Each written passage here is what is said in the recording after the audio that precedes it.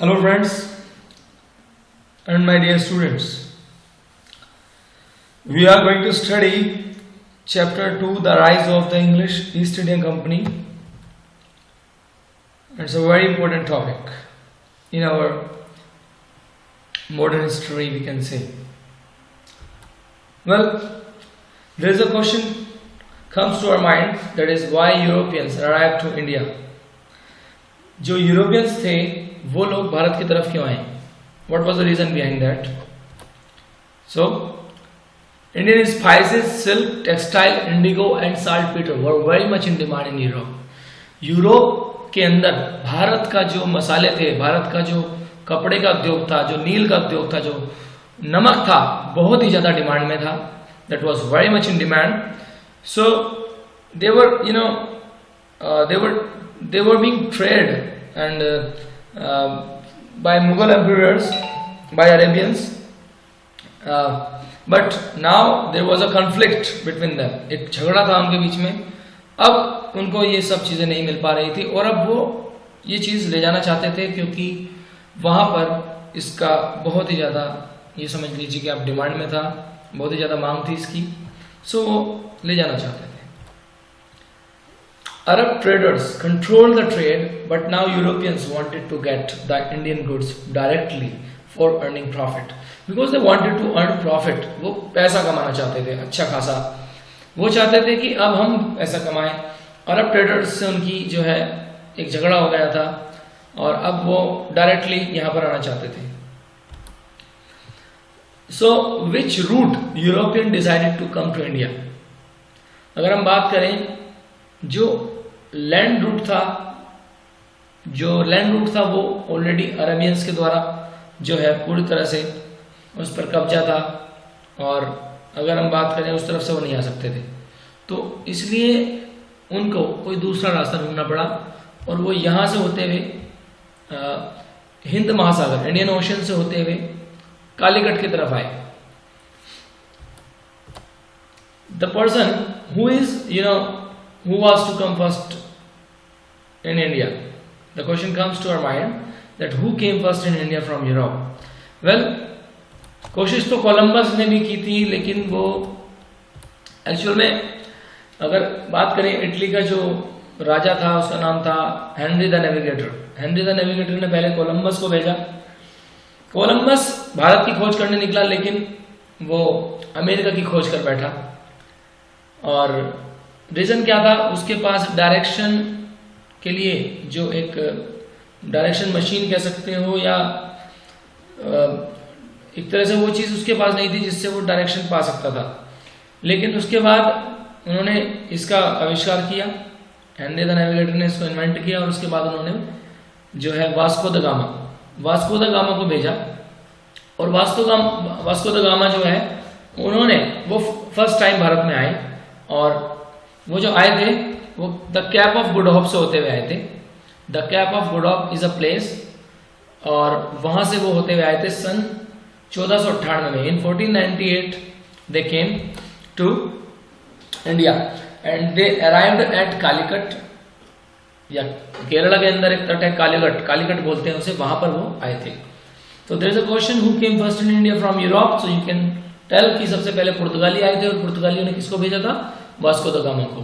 Vasco the gamma कौन है? Seller है, एक नाविक है जो यहां पर आया था. अब बात करेंगे who were the first Portuguese governor of India. जब पोर्तुगीज यहां पर आ गए तो यहां पर आने के बाद उन्होंने अपना बिजनेस स्टार्ट किया और उसी दौरान अपना एक गवर्नर उन्होंने यहां पर भेजा जिसका नाम था Francisco de Almeida.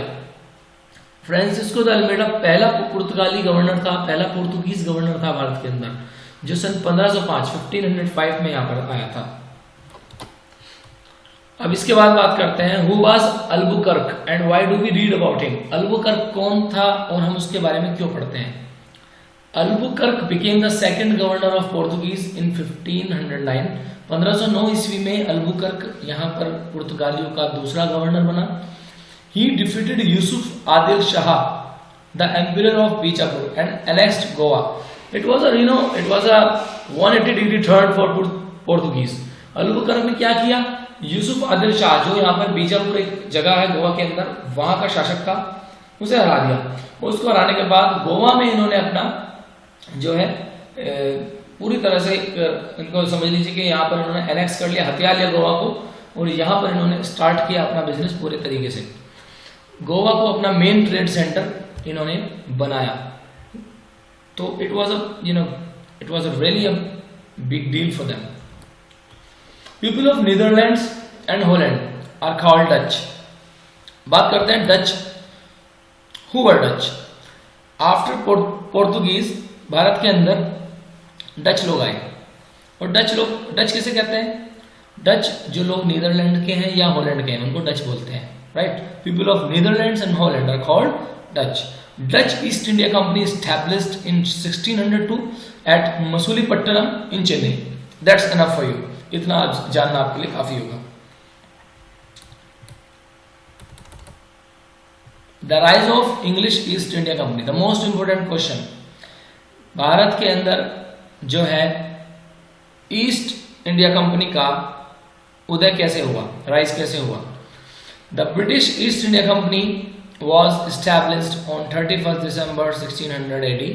It was also known as the John Company. Occasionally, the Queen of Britain gave it up to 21 years to do business with India. Later, the company acquired military and administrative sovereignty over almost all areas of India. It was merged in 1858. After that, the British Raj was ruled in India. British East India Company को establish किया गया, उसको form किया गया, गठित किया गया 31 दिसंबर 1600 ईस्वी में। इसके बाद इसको जाना जाता था जॉन कंपनी के नाम से भी। और जो ब्रिटेन की जो महारानी थी उसने इसको 21 साल तक का व्यापार करने का लाइसेंस दे दिया था भारत के अंदर। बाद में कंपनी को मिलिट्री और प्रशासन की जो जरूरत थी उसको लेकर आए और यहाँ पर उसका पूरा रोल स्टार्ट हुआ। आधिपत्य कह सकते हैं, पूरा कंट्रोल इन्होंने। सुजरैनिटी मीन्स होता है आधिपत्य। पूरे भारत के सभी एरियाज में धीरे धीरे करके इन्होंने सभी जगह अपना राज कायम किया। और 1858 में यहाँ पर पूरी तरह से ब्रिटिश राज आ गया। Then India was the part of British because only British rules were being ruled over here at that time. So it's a very important question कि ईस्ट इंडिया कंपनी कब स्टैब्लिश हुई? तो 31 दिसंबर 1600 ईस्वी में, राइट? 31 दिसंबर 1600 AD। When did French come to India? Actually after British यहाँ पर डेनिस आए थे वैसे तो, लेकिन उसके बारे में नहीं पढ़ते हैं, हम फ्रेंच के बारे में पढ़ते हैं। अभी हम फ्रेंच के बारे में पढ़ेंगे। It's not a descriptive video. So when did French come to India? French started their trade in India in 1664 and established their first factory in Surat in 1668. जो फ्रांसीसी लोग थे वो भारत के अंदर बिजनेस स्टार्ट किया उन्होंने 1664 में, और उन्होंने अपनी पहली फैक्ट्री सूरत के अंदर लगाई 1668 के अंदर। इस तरीके से फ्रेंच लोग यहाँ पर आए। Everybody had to work hard, to do trade in India because India's spices and all the things were very much in demand and everybody had to struggle a lot. So Anglo-French struggle is there. The Anglo-French struggle is between British and French. By the 18th century, the British and the French were two major powers in India. Taking advantage of the decline of Mughal Empire, they fought 3 wars from 1744 to 1763 to control the trade in Karnataka. So that we call them Carnatic Wars. Actually Karnataka के अंदर इनके बीच में 3 युद्ध हुए और इन तीनों युद्ध को हम कर्नेटिक वार्स बोलते हैं क्योंकि ये कर्नाटका में हुए, इसको हम कर्नेटिक वार्स बोल देते हैं। तो फ्रांसीसी चाहते थे कि हम यहाँ पर उसका फायदा उठाएं क्योंकि मुगल जो थे उनका जो एक तरह से असर जो है वो खत्म होता जा रहा था। उनका जो एक तरह से पावर थी वो कम होती जा रही थी। तो इसी का फायदा उठाते हुए फ्रांसीसी और ब्रिटिश दोनों ही चाहते थे कि हम यहाँ पर उसका फायदा उठाएं और अपना जो राज कायम करें, अपने रूल्स यहाँ पर हम कायम करें। सो 3 युद्ध हुए कर्नाटका के अंदर कंटिन्यूसली, इनको हम कर्नेटिक वार्स बोलते हैं। Who was duplex? डुप्लेक्स कौन था, ये क्वेश्चन पूछ लिया जाता है। Duplex was a French governor eight the time of Karnataka Wars. Carnatic Wars जब हुए तो डुप्लेक्स जो था वो फ्रेंच गवर्नर था उस समय। What were the reasons for the success of the British? It's a very important question, you can say. जो लोग ब्रिटिश लोग सक्सेस हुए, अंग्रेज लोग जो सक्सेस हुए, उसके क्या रीजंस थे? What were the reasons for the success of British? Well, British naval supremacy. British जो लोग थे उनका नेवी जो थी उनकी वो they were very expert at the sea route. They kept on bringing all their arms and everything and their forces. वो लगातार यहाँ पर अपने सारी चीज़ों को समुद्र के सहारे लाते रहे, क्योंकि उनकी जो नेवी थी वो बहुत ही स्ट्रांग थी। फाइनेंशियल स्टेबिलिटी, उनके पास पैसा था, उनकी गवर्नमेंट की तरफ से भी उनको सपोर्ट था। कैपेबल लीडरशिप, उनकी लीडरशिप जो थी उसके अंदर कैपेसिटी थी, वो लीड कर पाते थे, वो समझते थे, वो जानते थे कि कैसे भारत के अंदर लीड करना है। Freedom from government control interference, उनके यहाँ से गवर्नमेंट से उनको जो काम करने के लिए पूरा फ्रीडम मिला हुआ था, उसमें कोई खास दखल अंदाजी नहीं थी। द कॉन्क्वेस्ट ऑफ बंगाल, और जो बंगाल का उन्होंने जीता था वो उनके लिए सबसे बड़ा प्लस पॉइंट था, जिस कारण वो यहाँ पर सफल हो पाए। So these were the reasons for their success, these 5 reasons, these 5 major reasons for their success. Now we come to the Battle of Plassey, 1757. It was a war between British and Sirajuddaula. Sirajuddaula जो बंगाल के राजा थे, बंगाल के शासक थे, उनके बीच में और British के बीच में ये एक झगड़ा था, एक युद्ध था। Nawab Siraj attacked the English factory at Kasim Bazar and captured their officials. Nawab Sirajuddaulah ने इंग्लिश फैक्ट्री पर आक्रमण किया कासिम बाजार में, और उनके जो लोग थे उनको पकड़ लिया। उनकी शिप्स जो थी, जहाज थे, उनको भी ब्लॉक कर दिया। So Robert Clive was sent by British and a major war took place at Plassey in 1757। Robert Clive को भेजा गया मद्रास से, जाइए आप, है ना, उनको कलकत्ता भेजा गया, बंगाल भेजा गया, और एक युद्ध हुआ। उसमें ये युद्ध भी प्लासी का युद्ध बोला जाता है, 1757 में हुआ, और Siraj defeated and killed. Sirajuddaula हार गया और मारा गया। और अब जो है मीर जाफर जो है नवाब बना। Why Mir Jafar and who was Mir Jafar? Why Mir Jafar became the nawab and who was Mir Jafar? Let's know it. Actually Mir Jafar was a puppet ruler. Mir Jafar was a puppet ruler. He was one of the important commander of Sirajuddaulah. He cheated on Siraj, joining British secretly. That's why he became the Nawab of Bengal. But he could not meet the never-ending demands of British, so he was replaced by Mir Qasim. वो एक पालतू एक तरह से ruler था, puppet ruler था, मतलब कठपुतली टाइप था, और वो बहुत ही महत्वपूर्ण कमांडर था सिराजुद्दौला का। उसने अंग्रेजों से हाथ मिलाया चोरी से, और सिराजुद्दौला को मारने में मदद की। सारी जो सीक्रेट्स थे वो लीक किए। उसके बाद उसको नवाब बना दिया गया बंगाल का। लेकिन वो जो कभी ना खत्म होने वाली जो डिमांड थी ब्रिटिश की, नेवर एंडिंग जो डिमांड्स थी, उसको वो पूरा नहीं कर पाया, तो इसलिए उसको हटा दिया गया और मीर कासिम को बना दिया गया। ये आप देख सकते हैं मीर जाफर अंग्रेजों से हाथ मिलाता गया। You can see here. So these type of people created a lot of problems for India. Let's talk about Battle of Buxar in 1764. What was it?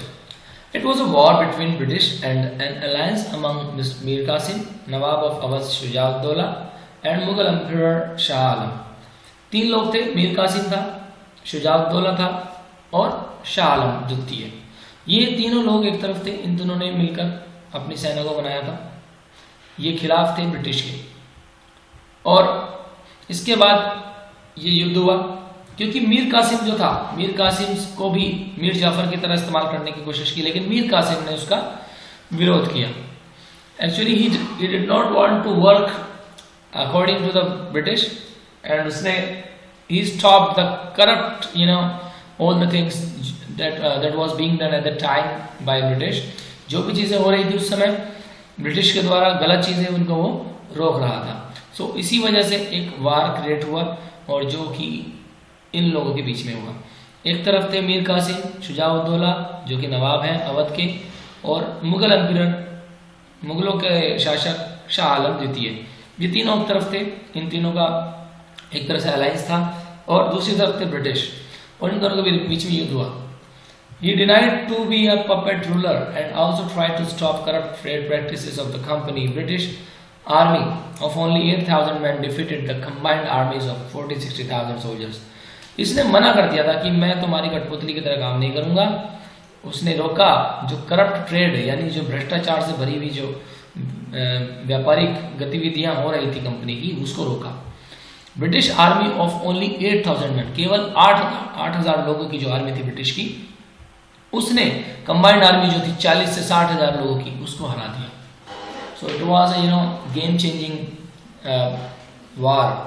Battle of Buxar was a game changing war for the British. So what do we mean by expansion? What do we mean by expansion of the company's rule in India? Company के जो rule थे वो भारत के अंदर आए, उसको expense मतलब वो एक्सपेंशन होने शुरू हो गई। तो उससे हम क्या समझते हैं? Let's look. British started annexation by two methods. British जो थे उन्होंने शुरू कर दिया क्या? कब्जा करना, दो तरीकों से, डायरेक्ट एंड इनडायरेक्ट। बात करेंगे डायरेक्ट की। The British fought 4 wars with Mysore respectively in 1767, 1780, 1790 and in 1799 finally they won. Seringapatam is it was the capital of Tipu Sultan. So he was killed and defeated, saving his place Seringapatam in 1799. 4 युद्ध हुए अंग्रेजों के बीच में और टीपू सुल्तान के बीच में, ये 4 युद्ध हुए। इसको हम एंग्लो मैसूर वार भी कहते हैं।